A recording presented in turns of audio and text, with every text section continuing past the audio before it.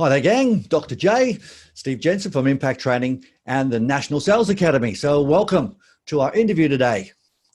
And as most of you know, I meet a lot of great people. And what I'm doing is bringing all of my inner circle into an interview situation so we can find out the good stuff and how they can help all our businesses and help you guys.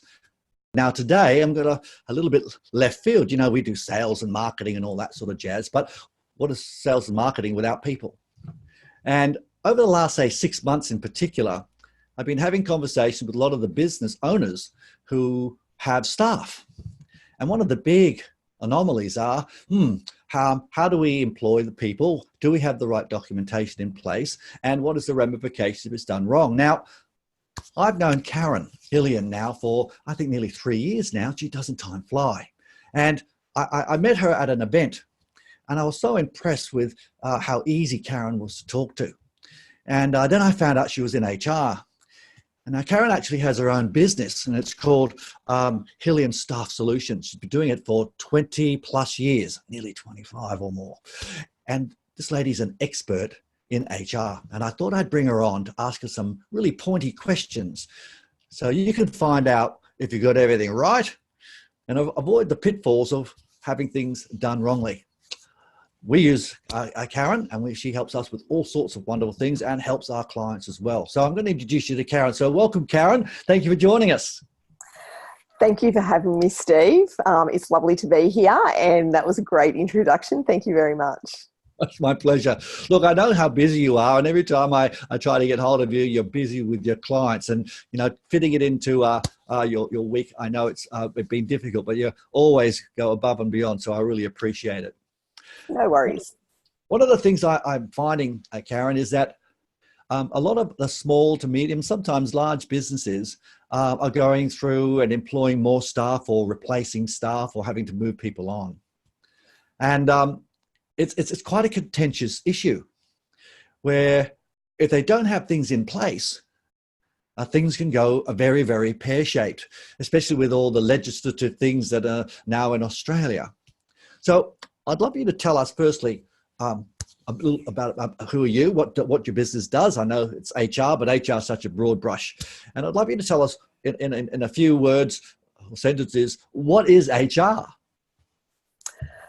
Okay, so yeah, I run my own HR business. Basically, I'm a virtual HR manager. So I provide HR services to businesses all around Australia. And I'm pretty much part of the leadership team, if you like, for a business. So the business owner knows that they've got somebody they can talk to when they need help managing people, when they've got an issue, or just they're not sure about something and they need to talk something through. So HR, human resources, really is about looking after the people in your business and making sure that you're doing everything right and you've got the correct policies and processes in place.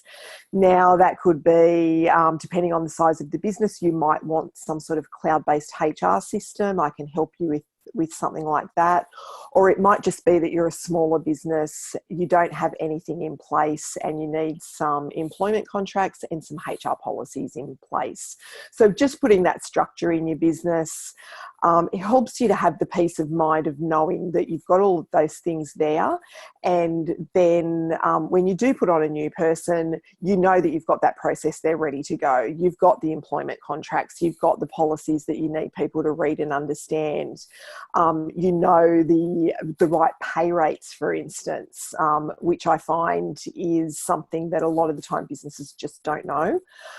So it really is just about being there to sometimes hold people's hand through a process that they're not familiar with, because most people, except me, because HR is my business, didn't go into business to worry about HR processes. They didn't go into business to think about employment contracts or what pay rates are.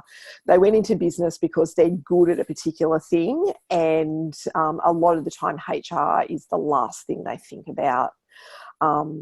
So I love helping people wade through all of those things they need to know and make it a lot easier for them. So it's just something they don't have to worry about.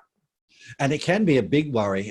You're spot on. I was actually speaking to a new business that actually just opened, and they've in a startup phase, and all of a sudden they're going to have to get some staff because they were a solo warrior before, and then they're going to have to get 3 people here and 2 people doing that, and some virtual people and all the sort of jazz that goes with it.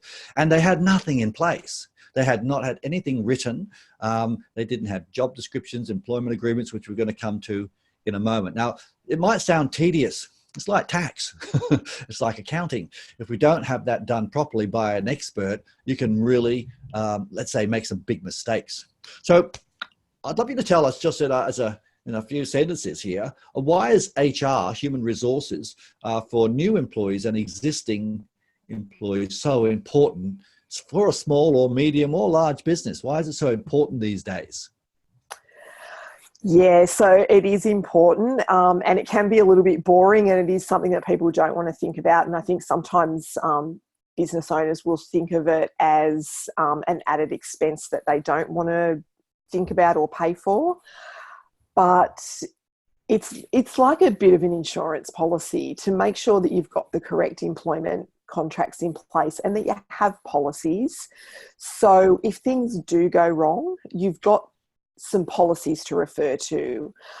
Your employees know what you expect of them, and they know what to expect as well. So an employment contract gives your employees details of where they work, what their salary is, when they're going to be paid, whether they're paid weekly, fortnightly, monthly, and also the expectations in relation to the hours that they work if they're part-time, or the expectations if they're a casual, for instance.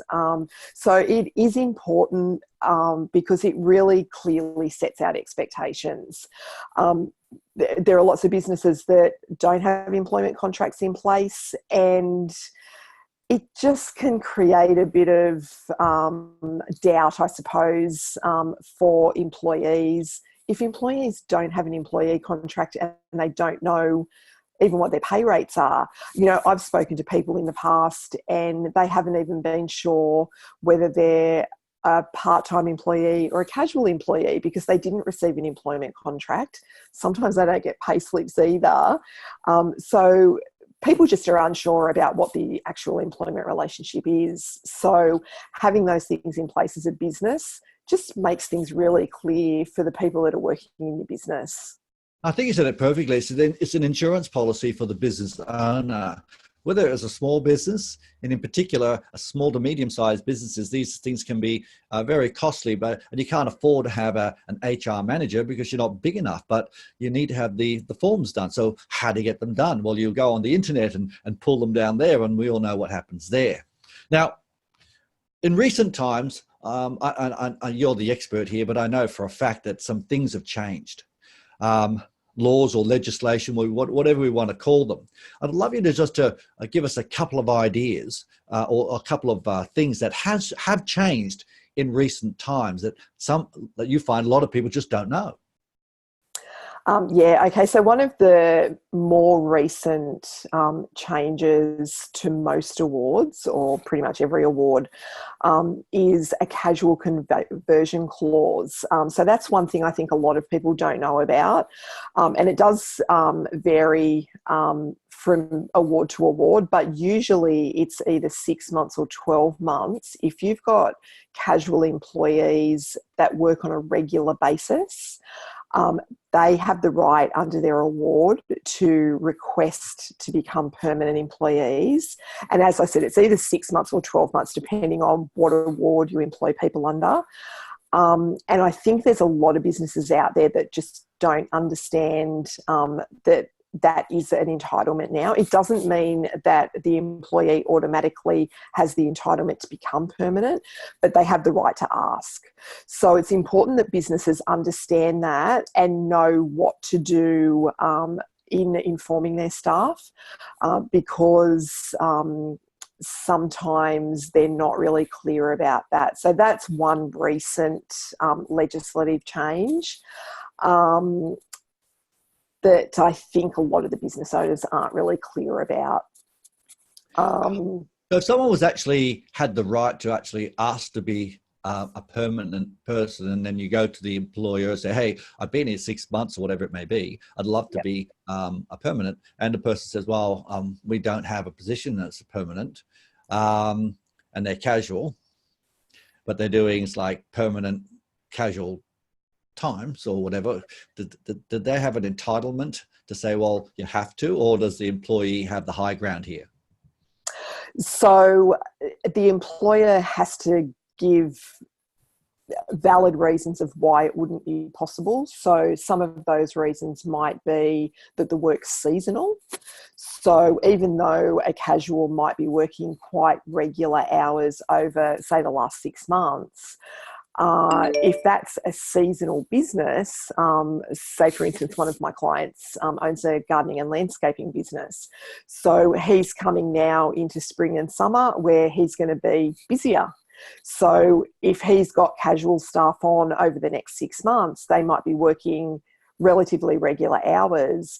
But then if they're requesting maybe to become permanent when autumn and winter are starting, he's not going to have the more regular work. So that would be a valid reason to say, because my work is seasonal, I can't predict what I'm going to have in winter. So that sort of reason would be a valid reason to say, I don't have enough constant work to make you permanent. But if it's a business where it's just because they don't want to make the person permanent, it gets a little bit trickier. You will find a lot of the time too that casual employees like being casual. So if you've got an employee that likes being casual because they like the extra 25% loading and they like the fact that they can come and go as they please, they might like to go on lots of holidays. I was talking to somebody this morning who has some casual employees, and one of them likes going surfing. So he likes to have the freedom and flexibility of not having to be committed to permanent hours. So he can go off on a surfing trip, or the surf's good today, so I'm not going to go to work. So sometimes, a lot of the time, casual employees don't ever want to become permanent. But it's just about making sure that you understand what the rights and responsibilities around that type of thing are. And it does vary from award to award. So let's just put an example here. Let's say you have a casual people on, they say they know about this legislation, they come to you and say, hey, look, I've been here a while, I'd love to go permanent now. And you say, well, I don't want to make you permanent. I don't want to have let's say the responsibility of having those extra things that I have to go with a permanent person. What is their recourse against the employer? They could probably go to Fair Work and make a complaint about the fact that they weren't given the opportunity to become permanent. And then Fair Work would look at all of the circumstances. So I think each case is going to be different, and they'll look at the circumstances.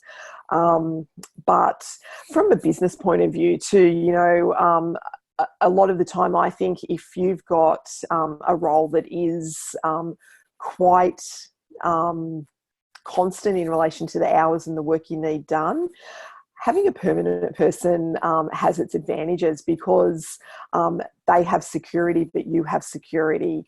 They feel they can feel more valued because they've got the security of a permanent job, and they have an obligation to actually turn up for work on those permanent days and hours, where a casual doesn't. And I find that a lot too, where a business employs casuals. Sometimes they'll have problems because, that casual doesn't give them the reliability they need. So there are pros and cons for both sides of the coin, I suppose. But yeah, every situation is going to be different. But I think it is good if you can have permanent employees. It's not always possible because of a range of circumstances, but you do get that sense of accountability from people if they're permanent. No, you're spot on. So the reason I brought that up, Karen, I just wanted our listeners to listen to, oh, that's just a simple question. And unless you're asking an expert about this, you're going to get it wrong. I know I've seen a lot of people have got it wrong, and in the past, before we started working with the Karen, I mean, we get it wrong, and we need to get it fixed. So it's really important to ask those questions. So I'm going to ask about a mistake thing. I'd love to hear about 2 mistakes that you see that comes up regularly when it comes down to HR. Okay.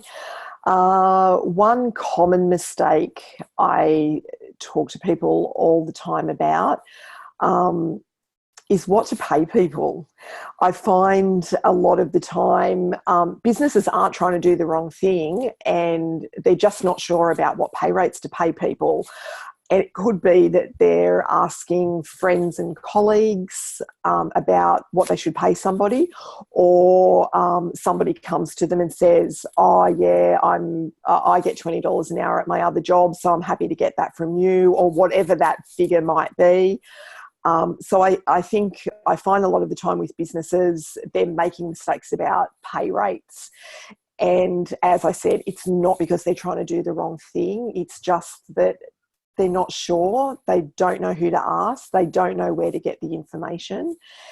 So I find that's a common mistake. The Fair Work Ombudsman website has a pay calculator where you can go on and put information in their calculator to get information about award pay rates. It can be a little bit complicated sometimes. So it's a great tool, but it can be complicated as well. So that's one of the common mistakes I see. For instance, I had a guy a couple of years ago say to me, "Right, I'm about to employ my first person. I've been talking to a few of my colleagues who own similar businesses, and I'm going to pay this person $16 an hour." Well, $16 an hour is less than minimum wage. So when we had a bit more of a conversation, I explained that to him. He was really happy that we had the conversation, so he could actually make sure that he was paying that person the correct amount, and ended up paying her more than the award rate anyway. But he had that understanding then that that what he thought was going to be okay was actually going to be a problem.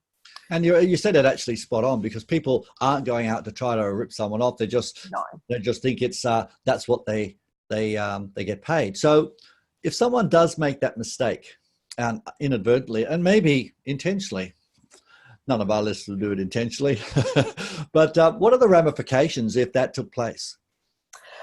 Okay, so I suppose it depends on how people are going to handle it and what path they go down in relation to if an employee is underpaid.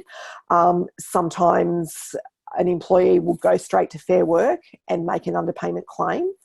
Hopefully they'll come to you as a business owner first and have a conversation about the fact that they think they might be underpaid, and then you can talk to them about it and get some advice, get some help, and rectify the problem. Pay if there's been an underpayment, and that could most likely be the end of it, and then you start paying the person correctly. Sometimes you'll get an underpayment claim from somebody after they've left, and that will come through Fair Work. So it really just depends on which path they're going to take.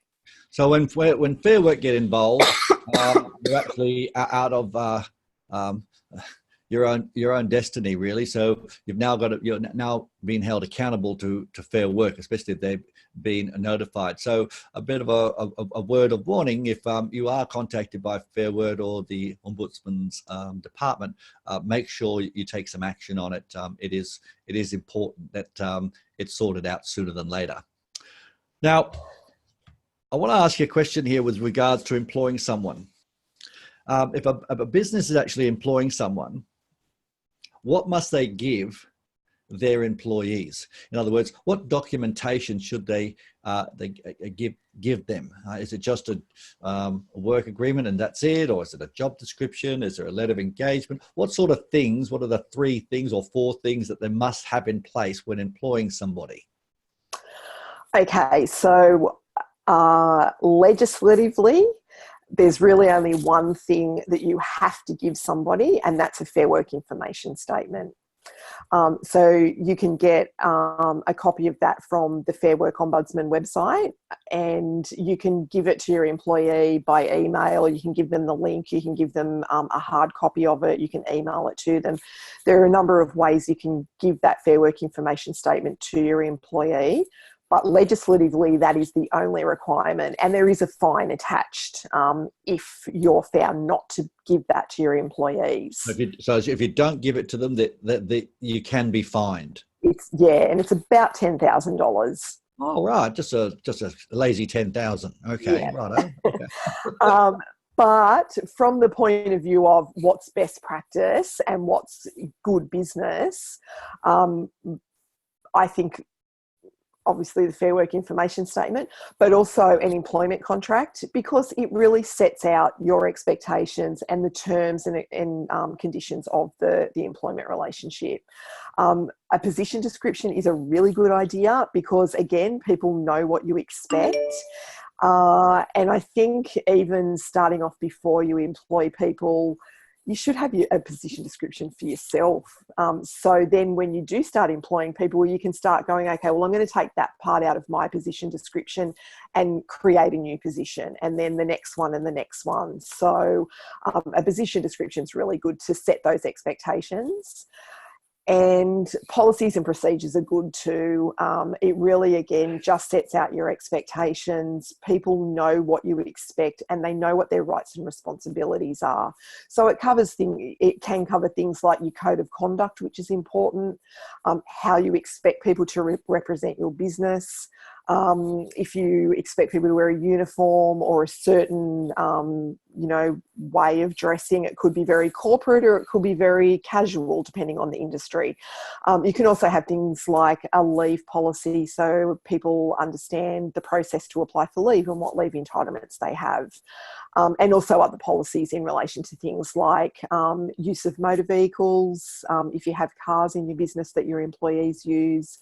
And also things like bullying and harassment, performance, discrimination, that type of thing. A grievance policy, so people know how to make a complaint if they need to make a complaint.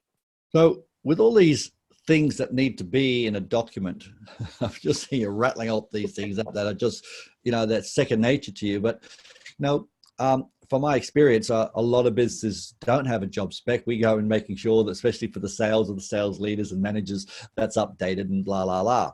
But to create one of these employment documents and have a letter of engagement that's correct and those sorts of things where it gets things in place so that HR is done. For a small to a medium-sized business, that becomes quite a arduous exercise where they might not have the documentation, or they'll just get one from a buddy or whatever. What would you recommend for people to do? Is it better to just speak to someone like yourself and say, hey, this is what I want done, and you've got things that are ready to rock and roll? Or is it something that needs to be built from the ground up? Should they get documents from their buddy and say, I'll use that, and not have it checked? Well, what should they do? I wouldn't recommend getting something from your buddy. And most people do the buddy thing. They say, hey, you got a document? Oh, yeah, I've been doing it for 10 years, and they get an old document. I've seen it happen many times. I mean, from a contract, even to the job specs. Now, I know that's not a legal thing, but when it comes down to the agreements, they just swap them around everywhere. Yeah, and look, I think the thing is, what might be okay for your buddy's business might not suit your business. I think also too, if you're talking documents that are 10 years and older, they're probably not covering everything you need. They might refer to old legislation.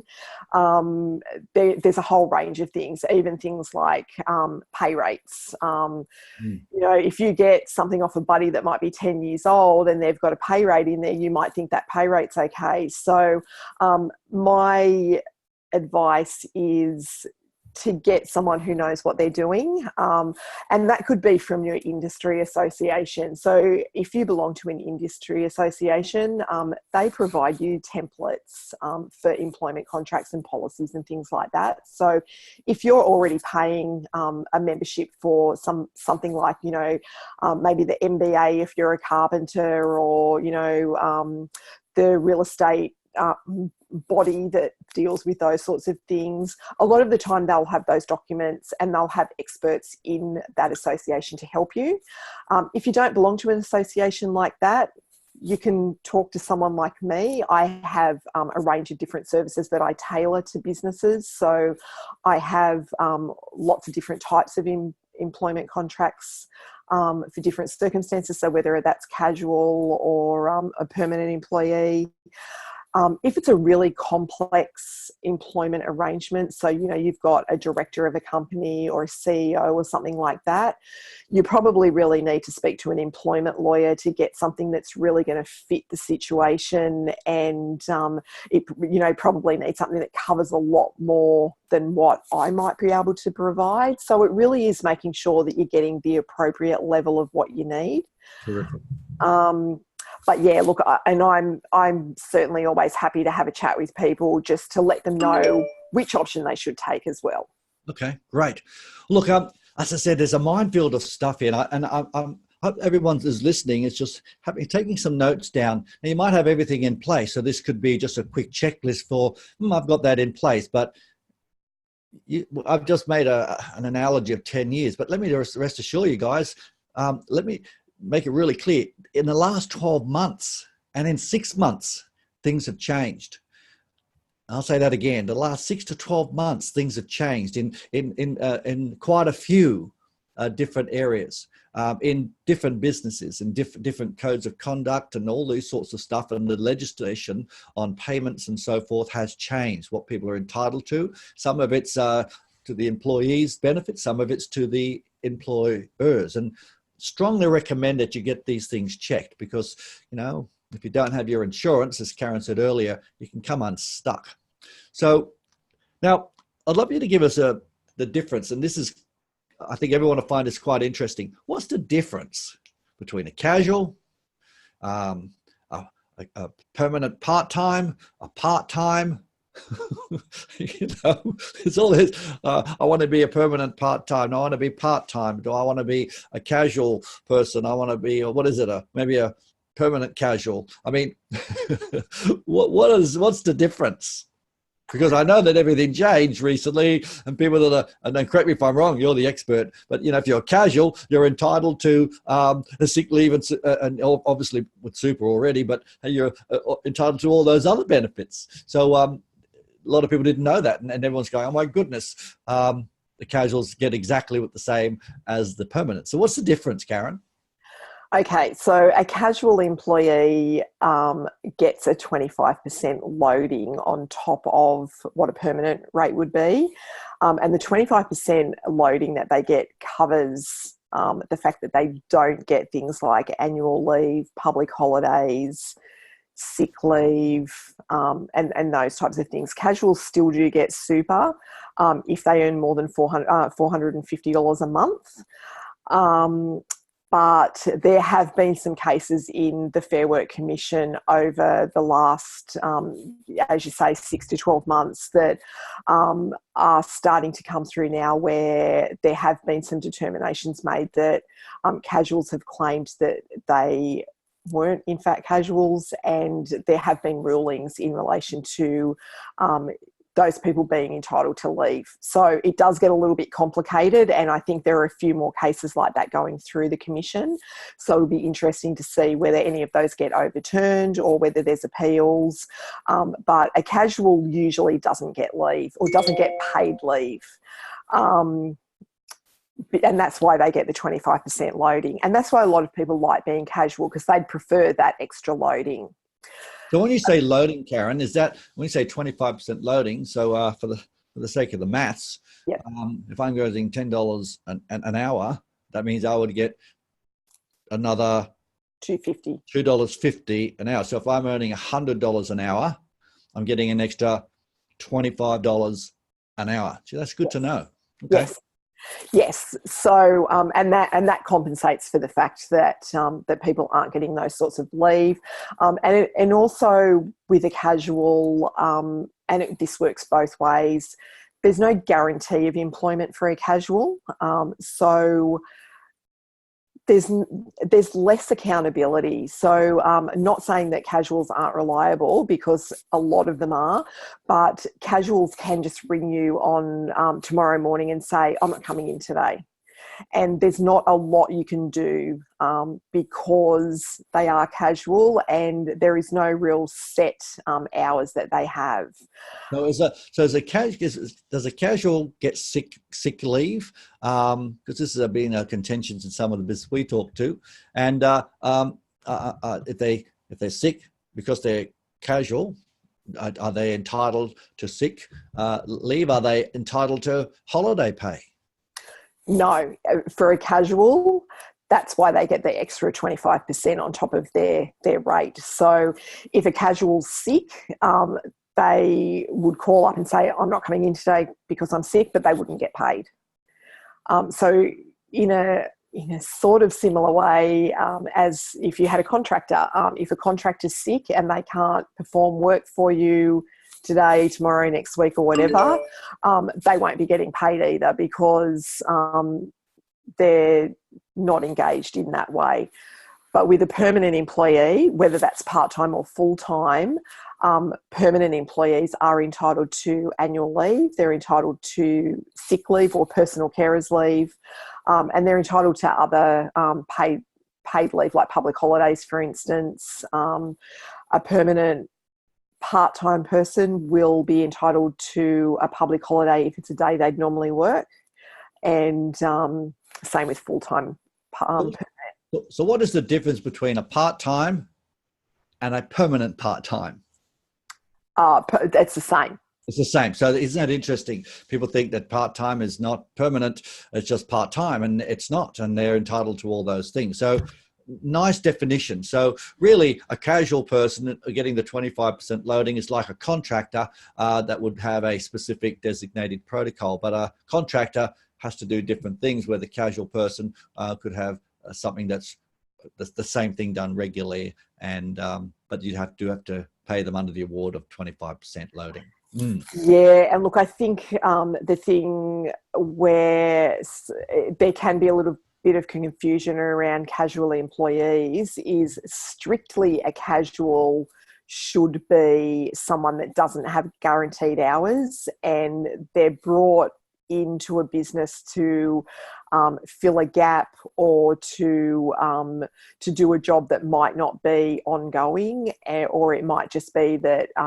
they'll just do a few shifts here and there. They're not regular and they've got no guarantee of ongoing employment. Let me just jump in here because I do a lot of work in the fitness industry, but also in other industries that have people that come in casually on set shifts. For instance, they might have a 4-hour shift every Monday, Wednesday, and Friday, and they do Sunday mornings for the business. Now, those days may be shifted, but they're going to have 20 hours a week, but they're casuals. So they say we're casuals, they pay them casually, but they always have those hours. Now, you're saying that that's not casual. Casual's almost like a temp. They become a part-time person if they have regular hours. But what if they had 10 hours one week and 20 hours another week, but it's regular 20 hours, 10 hours and running shifts? Are they classified as a casual or a part-time? It can get a little bit complicated when you're working on rosters and you're working on, it might change from week to week. That is more of a casual relationship. So that's if the time changes. But I can get that. But let's just say they're 20 hours a week. They got let's say a number of shifts, total of 20 odd hours a week, and they have that for, like, say, 2 or 3 months. They maybe shift the days they work, but it's still 20 hours a week. Is that casual, or is that a permanent part-time?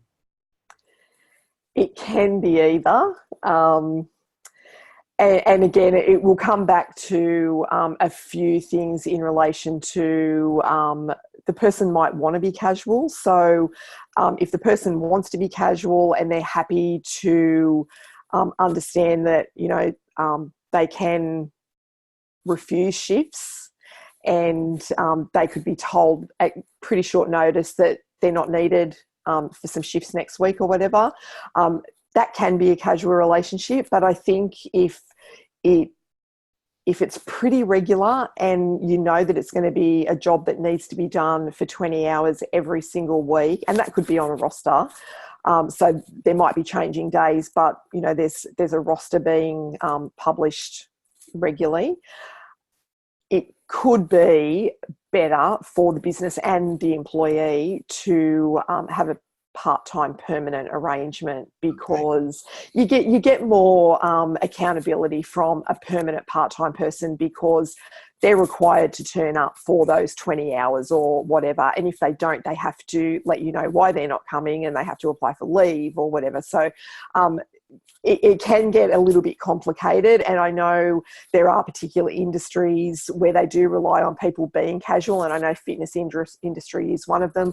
Retail's probably another one. Hospitality, where there are a lot of casuals, and they probably do work quite regular shifts, but they're happy to be casual, and they can sort of pick and choose whether they accept shifts or not too. So it can get quite complicated. It's usually good to have a conversation based on the actual circumstances. So the reason I brought it up again, because a lot of our listeners will be have casual employees, and you explained it really well, but it just shows me that they need to talk to someone so they can have this conversation, so it becomes clarity, so they don't have to worry about it anymore. So I'm going to wrap up with our last couple of questions with regards to contractor. Now, people call them subcontractor or contractor, whatever you want to call it these days. What's the definition of a contractor, and what does someone need to be doing to be able to be designated a contractor instead of a casual or a permanent or a part-time? So a lot of people want to have contractors, and some people like to be contractors because they have a full-time job over here and they want to do another part-time one over here, but it's not going to be as regular, but they're going to do different things. What needs to be in place, just in a short overview, because I know it would be circumstantial. Yep. How does someone become a casual compared to a contractor? What's the difference? It's very, very complicated.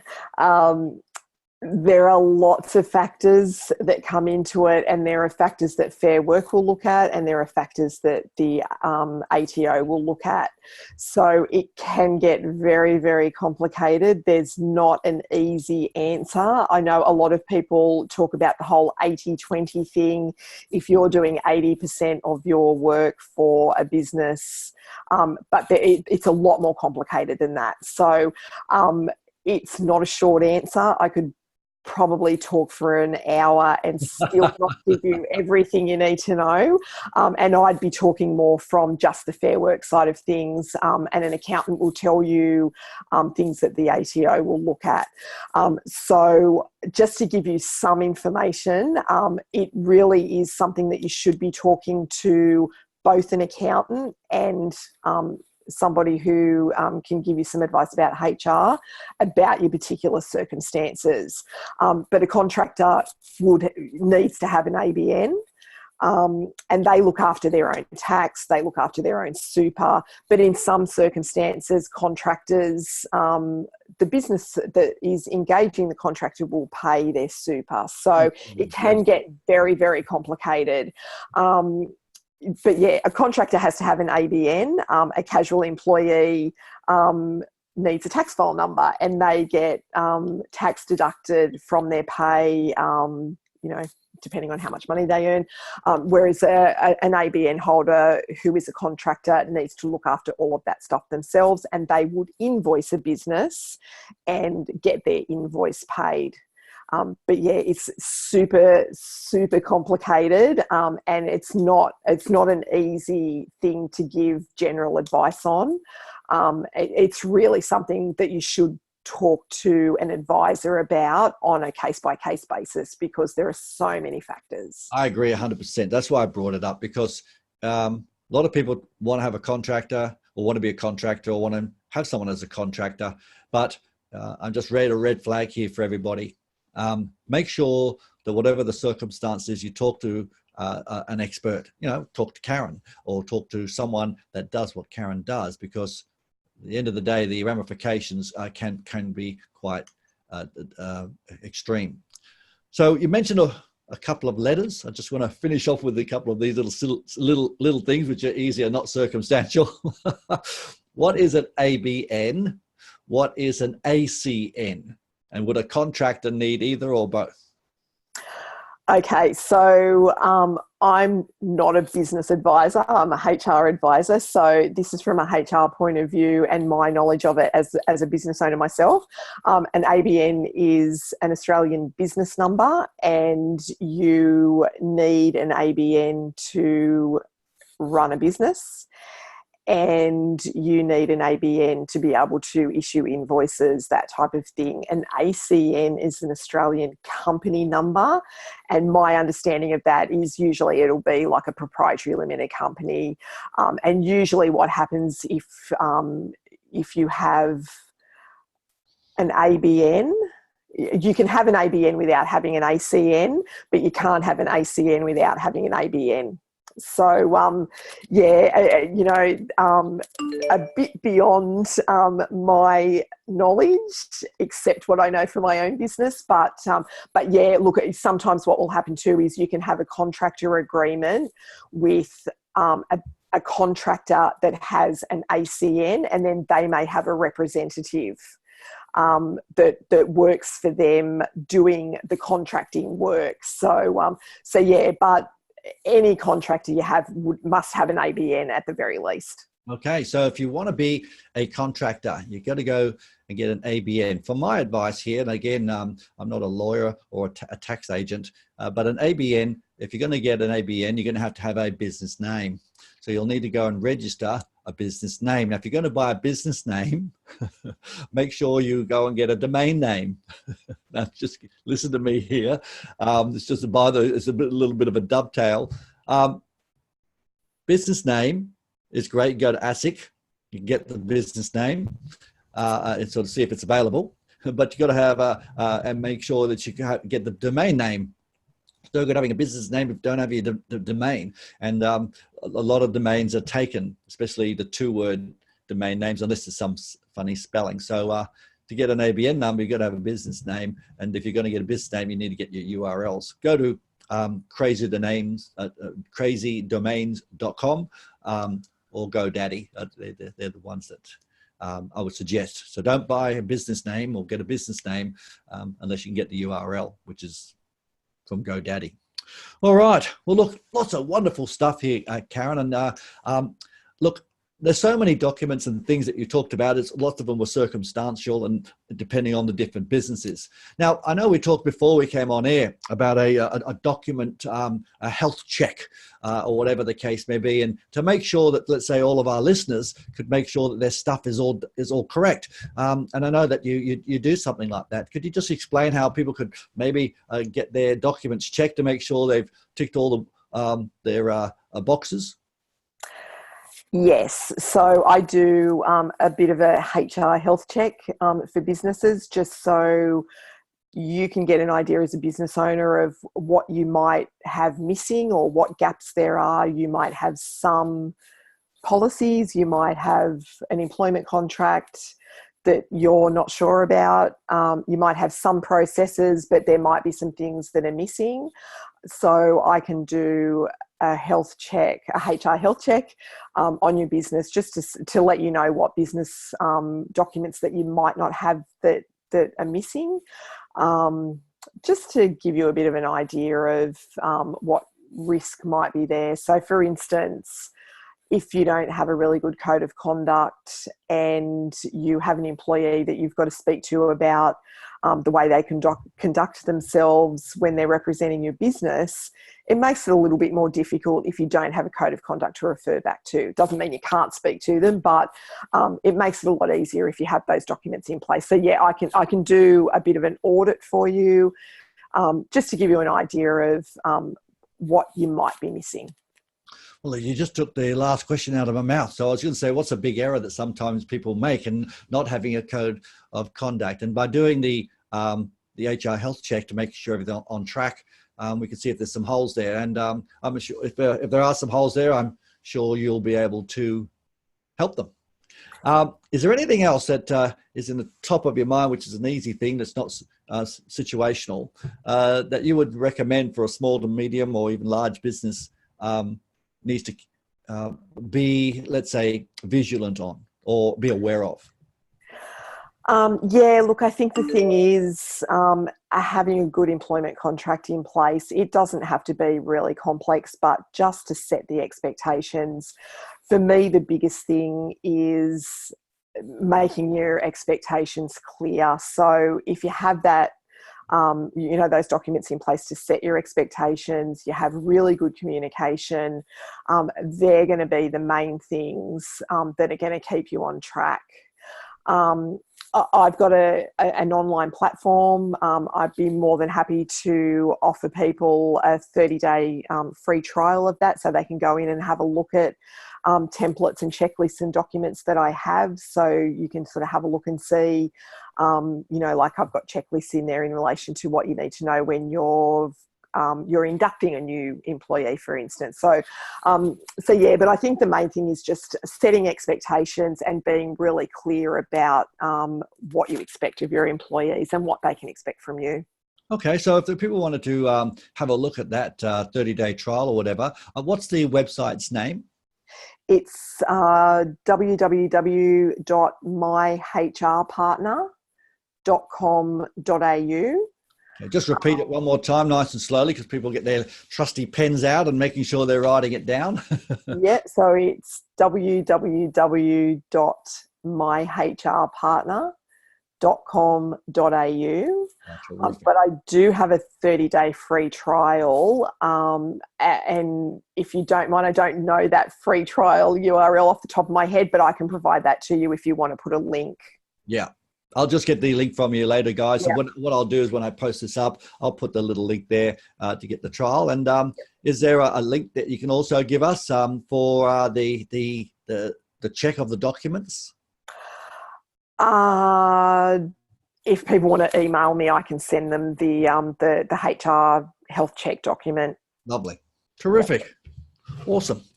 Well, thank you so much, Karen. I mean, that was, I hope it was, we kept it brief enough, but comprehensive enough for everyone to take away some stuff. So you're a wealth of knowledge and you're always very generous with your time. Thanks so much for coming on and sharing your wisdom and also your expertise. Thanks for having me, Steve. It's been a pleasure, and I'm always happy to help people and answer some questions so they do go down the right track. Because it can be really complicated. As I said in the beginning, people don't go into business to worry about employment contracts and HR stuff. So it can be a bit daunting if you don't know what you don't know. Absolutely. Hey guys, isn't that great? Lots of things we do know and lots of things we maybe need to check that are correct. Now, Karen just said that she's happy to talk to you. She's incredibly generous with her time. She's helped us enormously and our clients as well. And sometimes people have spoken to her and she's openly helped them, and she said, well, I think you better go to this type of person. So she's not all about herself. She's very selfless, but and she's an absolute expert. So I would suggest that you have a look at some of those resources and reach out to Karen. I'll put her number in there. And if you'd like to give her a tinkle or get on, give her an email, I'm sure she'll be able to help you. So action is what it's all about, guys. If you've got people that are working for you, wanting to get bigger, or you've got people in place that you haven't actually checked your stuff yet, or haven't done it for a while, strongly recommend that you have a Bo Peep at it, see what's up to date. Sometimes, I mean, gee whiz, it's nearly 2020, Christmas already. And isn't it interesting? I've looked at when I first started doing my lives, and it was back in 2017 or 16 it was. And I thought it was just about a year or so ago. That's what happens with documents. They get outdated. And so keep them up to date. So hope you enjoyed that. A little bit different, but I think really important. So we'll see you next time on our interview with an expert. So I'm Dr. J, and I'll talk to you later. Bye for now.